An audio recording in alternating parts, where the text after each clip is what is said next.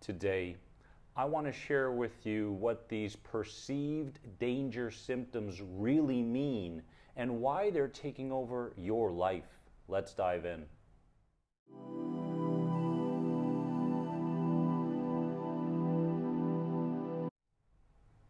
My peaceful warriors, welcome to another important video on my channel. If you haven't subscribed, please do. Hit the bell for all the notifications, and if you want to learn more about any of my anxiety recovery programs, click here at any point in the video. As we're talking about something that can be very confusing, something that can be very frustrating, and can truly affect a person's life, I'm talking about perceived danger symptoms. I want to dive deep into what these really are. I want to give you a clear picture as to what's going on in your brain, in your body today, in your nervous system. And my hope is that with this amount of clarity, that you can begin to perceive these perceived danger symptoms differently. What are they? Well, perceived danger symptoms are harmless bodily sensations misinterpreted by the brain as threats, keeping the nervous system stuck in survival mode even when no real danger exists. So, as you can see, this can be very frustrating because you are experiencing bodily symptoms without truly understanding what's provoking them. Because from a logical or rational perspective, your environment is quite safe. The people around you are quite safe to be around. It's safe to use your voice and speak up. All of these things are incredibly safe when we look at it from the outside. But because we're looking at these experiences from the perspective of a very sensitized nervous system, right? A system that has been on high alert and high gear for a long time, we're perceiving the environment or future environment or activities from a very threatening perspective, right? So you must understand what's truly going on with your body right now. It's not that the symptoms are dangerous, okay? It's the story your brain tells about these symptoms. So, in essence, what do we have to do? We have to understand that the brain needs to begin to interpret these symptoms differently, because these symptoms stay alive, get stronger, and travel to different body parts the more afraid we are of them, right? And being afraid of them is in line with reacting to them in a fearful manner, in a confusing manner, right? So that initial frantic reaction tells the brain that these symptoms are not safe to experience and we must get out of this environment now. So in essence, we at every moment of the day are creating associations between the brain and these symptoms that we're experiencing. Now, that should not put you in a frantic state. That should put you in a place of awareness, right? In this very moment, what sort of signals am I sending through my brain to my body, right? How is my breathing? How is my posture? How is my logical or rational perspective on this, right? How fast am I moving through the day? All of these aspects contribute to the brain either perceiving these symptoms as dangerous or safe, right? Your body, my friends, is not malfunctioning. You must understand this. There's no malfunctioning going on. It's misinterpreting.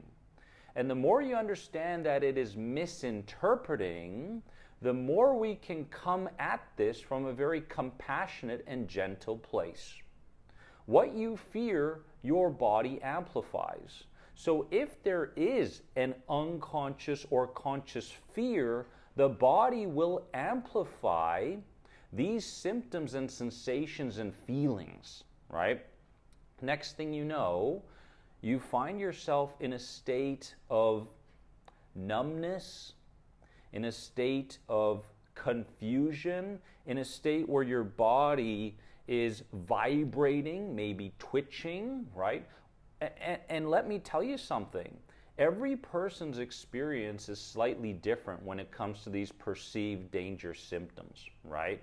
One person may go through chronic dizziness. Another person will have brain fog. Another person will have, concentration lapses, memory issues, right? Another person will have, like I mentioned, muscle twitching, right? These sorts of things. So it's very important that we do not compare symptoms with one another and understand that at the root of what's going on during this sensitized nervous system, we are experiencing perceived danger symptoms.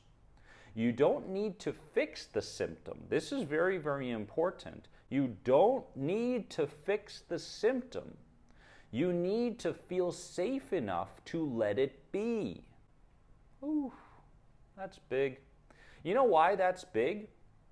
Because as I mentioned earlier, we are in the process of reprogramming what these symptoms mean.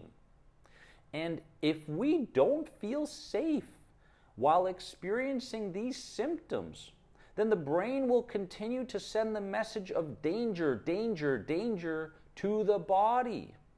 So it is absolutely essential that we treat these symptoms the same way we treat a best friend.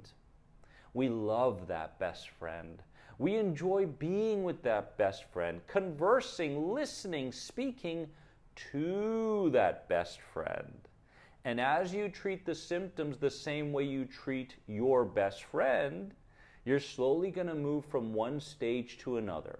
And these stages can be stages of deep release, right? So you can feel like, why am I so sensitive? I'm watching Moana and I'm crying, right?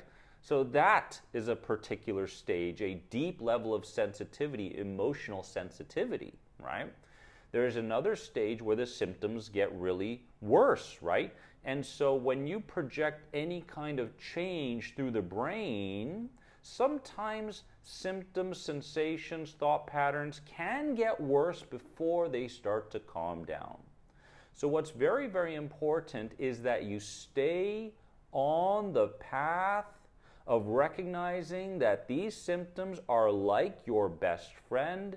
Treat them as so. They are not dangerous, and we must continue to live in that place because, let me tell you this, because what this particular process is doing is bringing you back to your authentic self. For so long, you've lived your life very fast, very fiery, get the job done, problem solved, be there for everybody, people please, bang, bang, bang, bang. And now your system is going, hey, we can't handle this overdrive anymore. So in essence, what these perceived danger symptoms in your anxiety is actually doing is bringing you back to your true authentic self. And you must find the part of you that enjoys the process of coming back to who you truly are, not the performer. Because for so long you've been performing. Oh, I better make sure that I don't make a mistake in what I say here. Am I walking properly? Am I being liked by other people? Yada, yada, yada, right? So please, find the part of you that enjoys this process and understand this is an identity shift. This is not, let me do these things so the symptoms go away. Because if you keep that approach, that attitude, you will always be suffering, my friends. This is the reality of your challenge. This is the reality of your anxiety.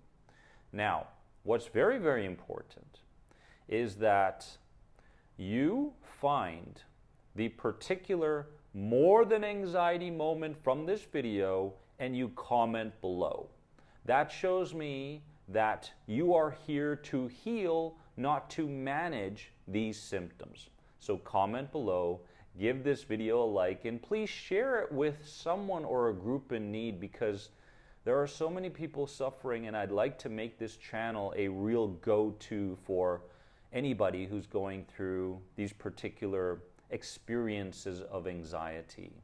Learn more about my anxiety recovery programs today right here, my friends, and I love you. You are supported. You are not alone in this. We will get there together. Have a wonderful day. I'll see you soon. Bye-bye.